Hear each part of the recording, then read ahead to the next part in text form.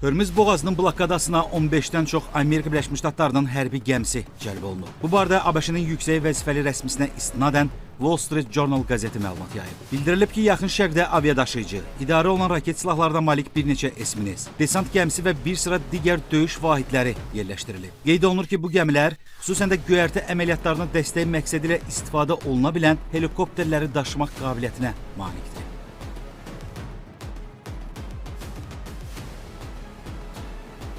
Hörmüz boğazındakı vəziyyət beynəlxalq koalisiyanın yaradılması zərurətini göstərir. Belə bir açıqlama ilə Avropa İttifaqının Xarici Siyasət Xidmətinin rəhbəri Kaja Kallas BMT Təhlükəsizlik Şurasının Nyu-Yorkda keçirilən iclasında bildirib. Kallas koalisiyanın məhz hansı vəzifələri yerinə yetirə biləcəyi barədə isə danışmayıb. Onun sözlərinə görə Avropa İttifaqı beynəlxalq hüquqa uyğun olaraq boğazdan azad və təhlükəsiz keçidi məhdudlaşdıra biləcək istənilən razılaşmaları rədd edir.